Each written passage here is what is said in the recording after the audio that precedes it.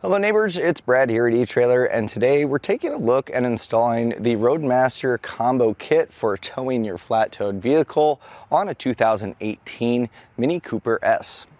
Now there's normally 5 main components that are required for flat towing your vehicle, and we'll start on the vehicle side. The first one's going to be the base plate, and that's going to be the attachment point to the solid portion of the frame or bumper beam of the vehicle, and that's where you have your removable arms here that attach to your tow bar. So that's going to be our second component, the tow bar, which is going to be the connection point between the base plate of the vehicle and the hitch on the RV. Now going along with that, our base plate does have these loops here for our safety chains. Our safety chains are going to be that third component there, and that, in case of an accidental disconnect, is rare obviously, but this is going to make sure that it stays attached to the RV. Now another thing that we have is our diode wiring, and that's mounted up here, and that's going to send our light signals from the RV to the towed vehicle, so when you're using your running lights, brake lights, or turn signals, the people behind you can know what's going on, and that's going to keep you safe and legal. Now there is one other component that we don't actually have on our Mini Cooper today, and that's a supplemental braking system. And this car falls under a weight category that's low enough to where you don't actually have to have one legally. Now it is a nice way to make sure that your vehicle slows and stops as you do that with the RV, and normally you'll have a breakaway switch, and that way in case of all of your components failing and it's separating from the RV, that cable will pull and it's going to put the brakes on the vehicle, bringing it to a stop.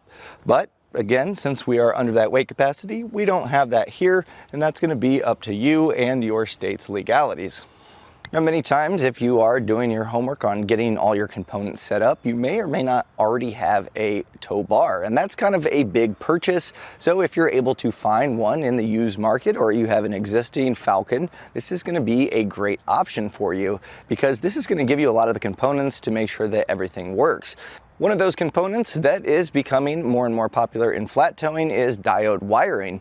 And if you've seen flat towed vehicles before that have magnetic lights that stick up here, that's a great option, but you do have to run that cable up to the front, and generally it's just one more thing to take around with you. Well, part of this kit is going to be diode wiring, which allows you to send the turn signal, running lights, and brake lights from your RV to your towed vehicle.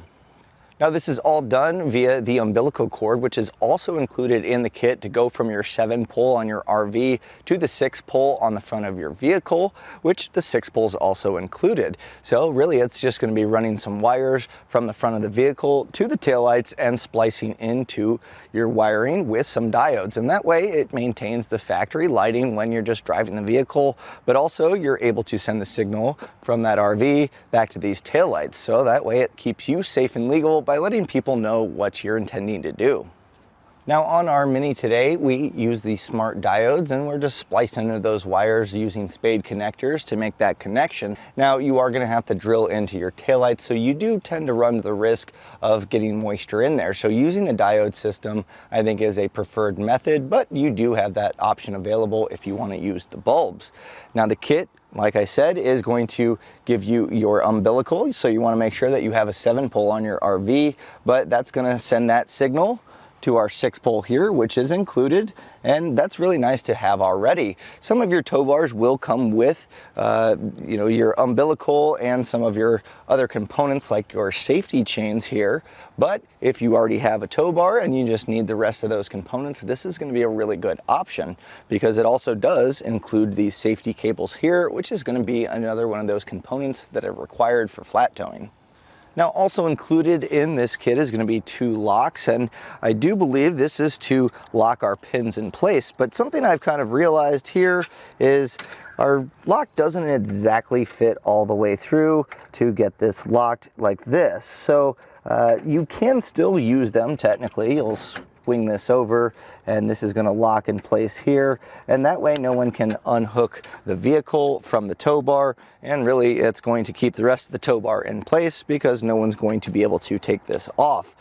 It does come with 2 keys per lock, so you have a total of 4 keys, and they are keyed the same, so that way you can lock this in place and you can park your vehicle overnight, not have to worry about it disappearing. So maybe something that might be beneficial is using the pins with the normal clip here to keep that in place while towing. And when you get parked for the night and you want to leave your vehicle unattended, you can go ahead and lock this in place and no one's going to be walking away with your tow bar. Now that is something I should mention, is if you have that pre-existing Falcon, you're going to want to make sure that you have those pins, as the base plate nor the combo kit comes with those, and you do need those obviously to get that attachment point. So I'm going to go ahead and get our vehicle unhooked, and I'm going to show you two more of the components that this combo comes with that are really nice to have. Now, something I'll mention too, this is a binding tow bar, and what that means is once this is in a locked position, it is rather tough to get this to recoil back, and it can be a little bit tricky if you're not on level ground to get that to retract. So something that's not included with the kit, but I do suggest maybe getting just to make your life a little bit easier, is this release bar here. That way you can use leverage to really pop these open, and that way you can retract your tow bar arms. So with our tow bar in its stowed position, we can actually use the cover that comes with the kit. And this is, again, a really nice addition because your tow bars are kind of an investment. They're expensive, and you want to be able to protect those, especially because we have those arms that draw back. And over time, moisture and just being on the back of an RV, you're going to get a lot of road grime. And this is a great way to kind of just keep it looking nice and ready to go for the next time. And also it just looks really good while doing that. So if you're not planning on taking your towed vehicle for the weekend to that campsite, you can leave your tow bar on, put the cover on here, and it's going to stay nice and protected and looking great in the process. So with our storage bag on our tow bar, we are left with our components, all the ones that came in our combo kit. And what's really nice is there's a tow bag, and it's pretty thick vinyl. It's actually really heavy duty feeling. So this is really nice. If you're done towing for the season, you can have all your components in one place, stowed, nice and protected and clean. And you're going to be able to have this ready to go for when you are ready to set up your flat tow.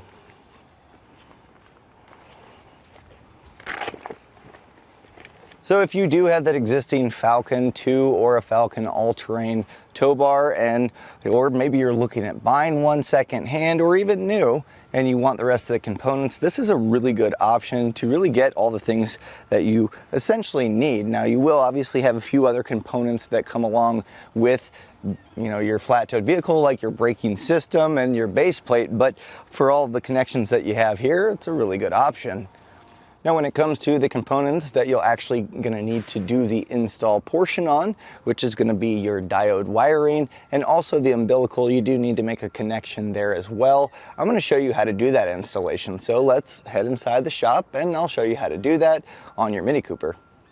Now, when doing diode wiring on a vehicle, the main thing that you're going to want to do before really starting is undo your wires, get them all laid out, because we're going to be running this from the front of the vehicle to the back. And there are a few different ways to do that.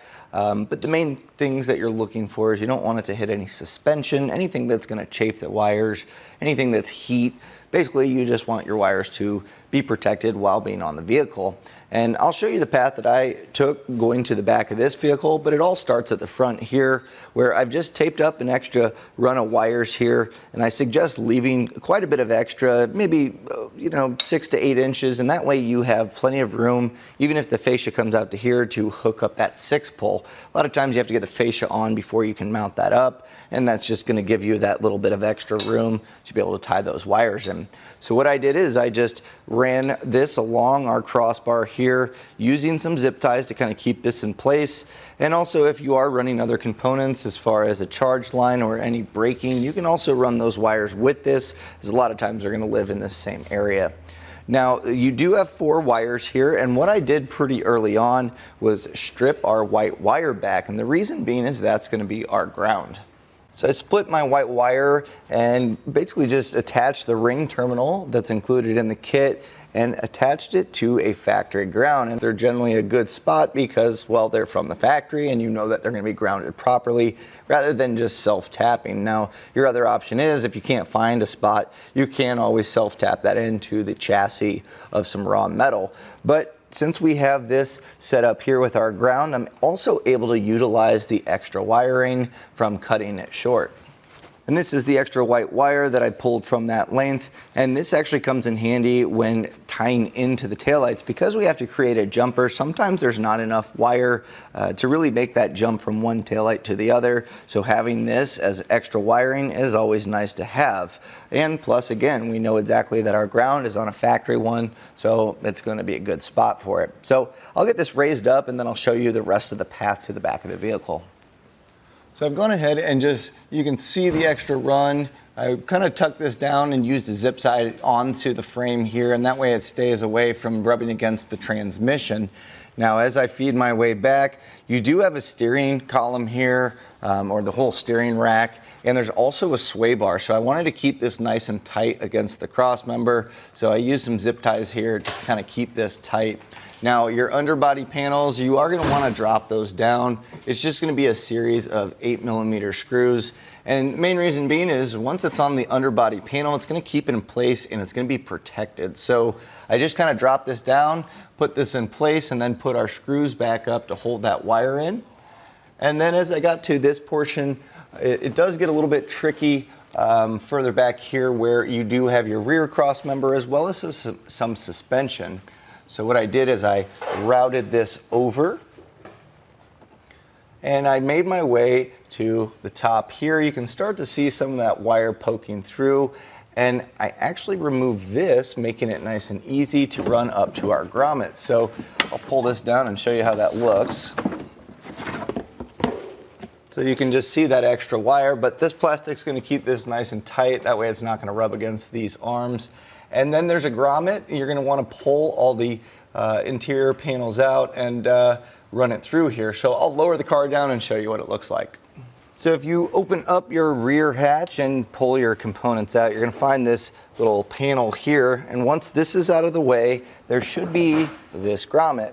And I just went ahead and pulled this out. You can use your fingernail to pop that out. And I just cut a slit there to run our wires through. I'm going to go back once I have everything installed and put a little black silicone there just to seal it up. That way we don't get any grime or water coming through here. We really shouldn't, because that plastic panel that we took off to run it through here is there. But again, just a little added protection. So with our wires run up, what we're going to be doing is tying into the wires on the brakes. Now that does seem a little bit scary, but this one's actually pretty easy to get to. And let's get this walked through, and that way you'll be able to do it. And the great part is you don't actually have to remove your taillights on this. You have these little panels here on each side, so we'll get those removed and then I'll show you the wiring. So you're just going to kind of reach back and you should be able to find the plug that's facing towards the taillight. There is a little tab. You're just going to push here, and this is what the connector should look like. Now, there is going to be some of this insulation wrapped around it, and you can leave this portion on just to kind of keep those wires nice and tight. But when tying into it and putting diodes in, you're going to want to remove the rest of this. That way we can kind of separate them and get a nice clean cut and also attach our diodes. So go ahead, get both sides unplugged, and then you can peel that insulation back. Again, you don't have to leave this ring, but it is nice to kind of keep those tight. So I'll get that removed, and then we'll grab our diodes. So I peeled our insulation back, and I've gone ahead and tested which wires we need as far as our running lights as well as our brake and turn signal. And you can do that as well by using just an electrical tester. Just run through your light sequence and find the pins that you're getting those light sequences that match. But I have found that this one is going to be our black and yellow, and then we also have are purple and gray. So it looks to be like we have the two outside ones, so that'll make it a little bit easier. So what I'm gonna do is get these wires, and then I'm gonna make my cut. So just make sure you have those correct ones. And you don't wanna get it too close to the plug. Sometimes that can kind of get in the way of when plugging it in. It could put a little bit of tension. So I always go back just a little bit. And we'll go ahead and just cut these. And then we're just going to strip back both ends.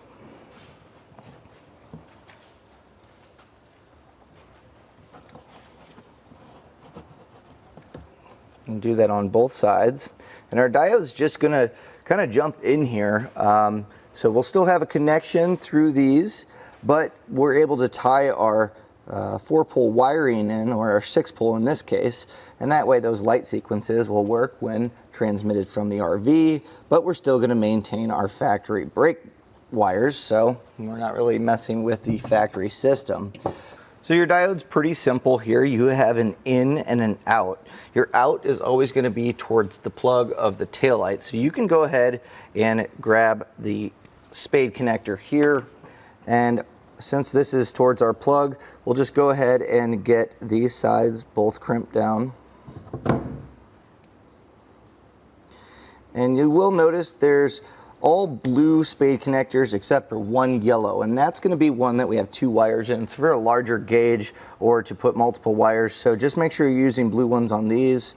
And also, every time you make a crimp, highly suggest just give it a quick tug just to make sure that it's actually on there. You don't want to have to come back and trace loose connections. It can get a little bit tricky. So we'll get both these ends on. And then the other side, we can also just make those blue spade connectors. So we'll get those put on. And now we can go ahead and grab a diode and plug this end into the out. And then we'll take that corresponding wire, and you can put it on either side. So just, this is my black and yellow. I'm going to take my black and yellow and plug it in here. And then I'm going to do the same thing with my other diode. So that way we still have that factory connection running through there.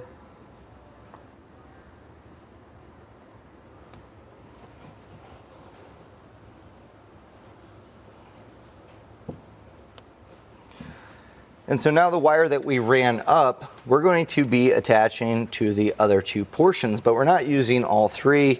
What we have, well, quite a bit of extra wire is what we have, but we have yellow is going to be our left turn signal, green is going to be our right turn signal. And if you've ever done wiring before, a little helpful tip is green has the R for right and yellow has 2 L's, so that'll be your left. So just a helpful hint.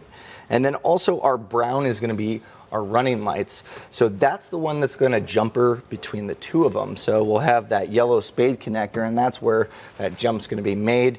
And that's also where that extra wiring that I use on our ground wire comes into play. But honestly, Mini Cooper's a rather short car, so we may not have to use it, but no worries. So what I'm going to do here is separate. I'm going to cut this extra length off here.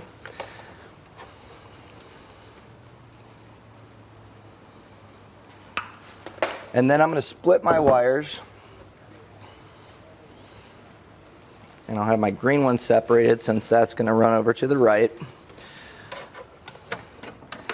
And then we're going to pass this up to make our connection. So there's 2 ways to do this. You can pull your interior panels off, but these are fairly flexible. So the way that I normally do that is a fish wire technique, which works pretty well. You can actually use the extra wire if you need to.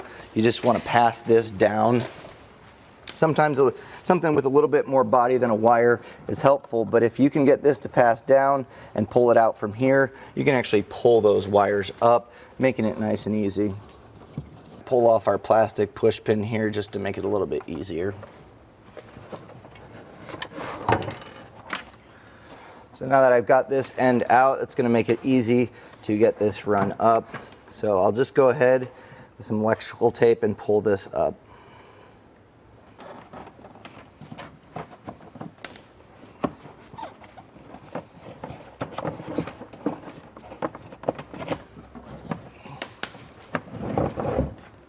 So I have this pulled up. I have extra slack here. What I'm going to do is I'm going to pull just a little bit of slack back, obviously not pull it through, but we do need to create that jumper, so we got to run that extra wire through.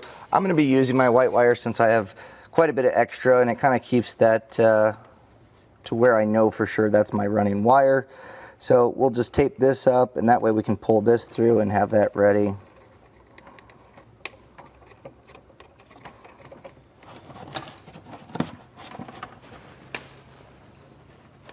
And once you get that passed up, you should have those 3 wires. We can start making our connections on our diodes.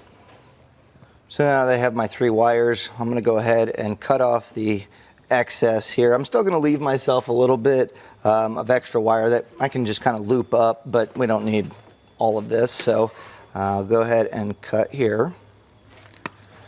And then we're going to go ahead and get these stripped back. And our running light, which is going to be our brown, is going to need that jumper to the white to go over to the other side. So we're going to go ahead and take the yellow spade terminal, and if you need to, you can get a little bit of extra wire here so we can twist them up, and that way we know we have a nice good connection between the two.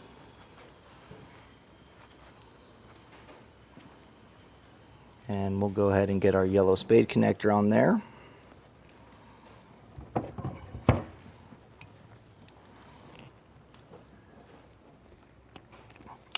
And we should have that remaining blue one. We'll put that on our yellow.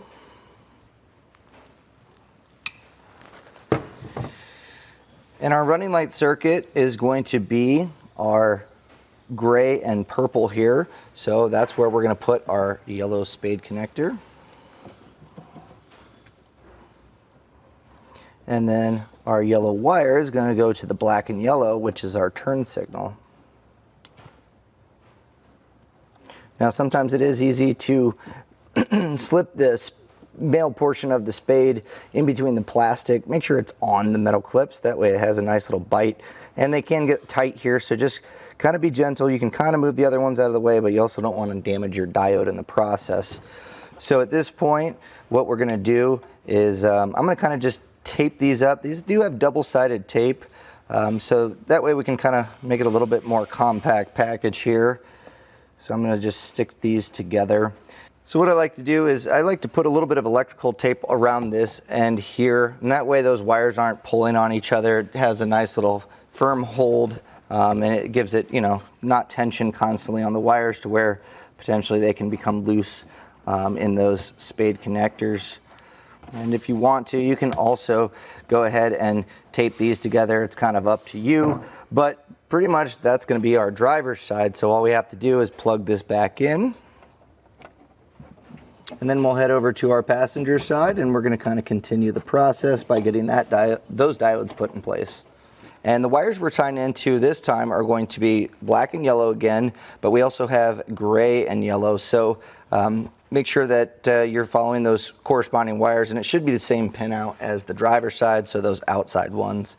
So I've gone ahead and made my attachment points. So our gray and yellow here is going to get our white wire, which is my jumper wire for the running light. So yours may be brown, it may be white, but either way, that's going to be our running light.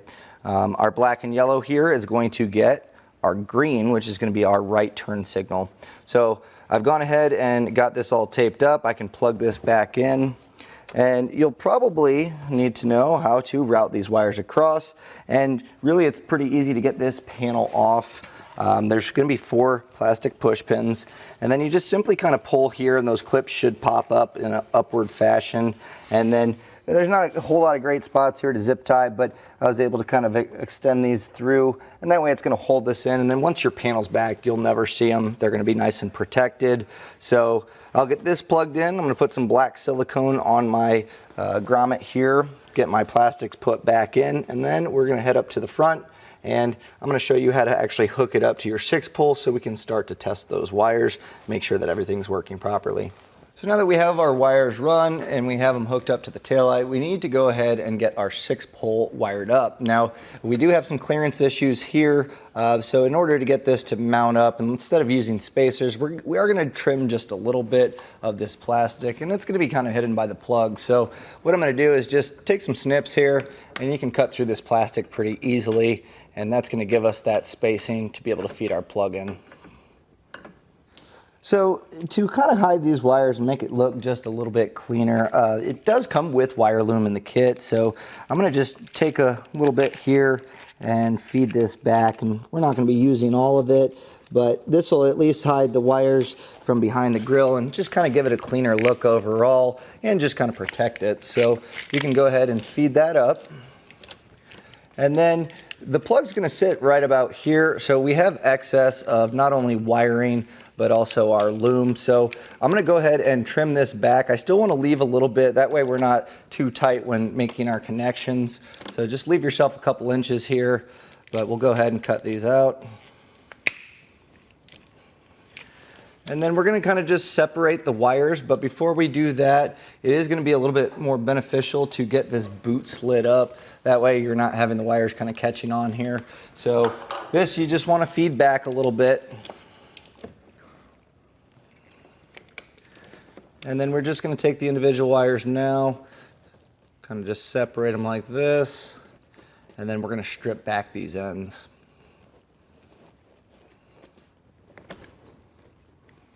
So now we're going to grab our plug, and it's going to attach into these terminals, and it's just going to be a small little Phillips head to open this up. So I'll grab a small screwdriver. Now, key is don't back these out all the way. You want to open it up, but if you drop these, they are a trick to find. So just enough to be able to slide our wires in, and we're not going to be using all of these. We only have 4 wires. If you do have a charge line on your vehicle, we're also going to have that, so it's going to be 5, but we're not using all of them. So what I'm going to do is I'm going to hook them up accordingly, and then I'll show you how they look. So I've gone ahead and got these attached. Now there's going to be some letters that are going to be underneath each of the terminals, and starting at the 12 o'clock position there's going to be TM, and that's going to be your tail markers. So that's going to be your running lights, the brown wire. Next one will be GD for ground, which is going to be your white wire. Your left turn is LT, so yellow, and then RT is going to be our right turn signal, or green. Now if you do have that charge line or a 12-volt power supply, you're going to run that into the center top post. And the other one generally we don't use. That's for some other features that generally you don't see on a flat-toed vehicle. Now before we put the boot on here, I have some dielectric grease, and I'm going to just coat this nice and heavy. And this is just going to kind of help protect from any moisture that might occur in here, just from getting hot, cold, whatever. You don't want that to cause brittle wires long term, so this is a good way to prevent that. It's just going to be good, just a nice little step to maintain a long lifespan for your plug. So once you have that dielectric on there, you can go ahead, slide your boot on, and I'm going to tuck my wire loom in here as well, because I'm going to take some electrical tape and just tape this all up so it's nice and sealed. And again, just kind of prevent any water from getting in here. Now you may or may not need to trim a little bit more for clearance, so just make sure that this is able to line up with our post here. And to get this in place, we're just going to be using the self-tappers that are included. So we'll get these just kind of tightened down.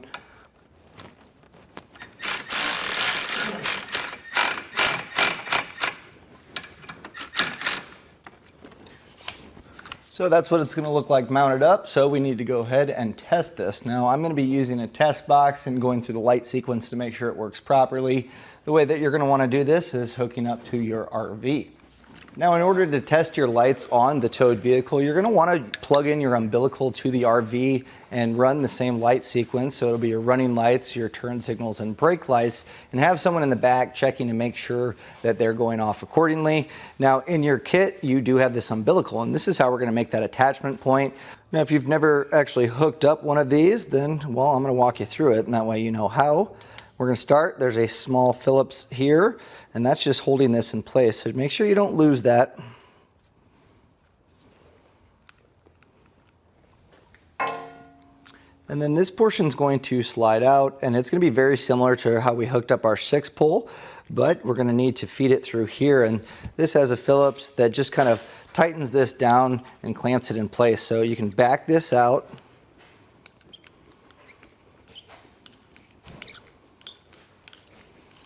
And just enough to where this drops down to where you can feed your wires through.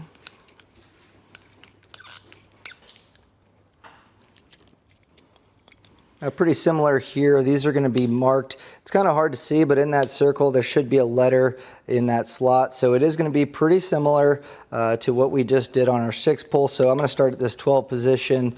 And again, you're just going to want to back this out enough to get your wires attached. So I'll get this hooked up real quick, and then I'll walk you through the orientation of the wires. So just like before, I've gone ahead and attached this, and you probably noticed, well, there's a few extra wires. So our black one's going to be our 12 volt. That's going to go in that center there. And just like before, our 12 o'clock positions, running lights, you're then going to have the G is going to be ground, so white. L is going to be left for yellow. R is going to be green for right turn signal, and then your S is going to be the blue. So just make sure that you have those all attached properly and tightened down. And again, we're going to go back with that dielectric grease here and just kind of put it all in here. You can go pretty heavy on this stuff. And then once we have all this coated up, we're going to go ahead and slip this over, and you're going to see there's a groove that's going to go right at that 12 o'clock position. So we're going to kind of just push this into where it's flush, and then we'll take our small screw and get this back in place, tightening it down. So with that tightened down, we can go ahead and tighten down this Phillips as well, and that's just going to kind of create a nice little seal here and hold these wires in, that way they don't pull on those connections. Once that's tightened down, we can go ahead and plug this into our 6-pull, and then our 7-pull, as I mentioned, will go to your RV, and we're going to run through the light sequence. So I'll start here with my running lights. Next, I'm going to check my left turn signal, and then my right turn signal, and then finally my brake lights. So now that we know that all the lights are working properly and we verified that before hitting the road, all that's left to do is hook up the rest of our flat tow components and then get to towing. And that was a look at the Roadmaster Tow Combo Kit for your flat towed vehicle on a 2018 Mini Cooper S.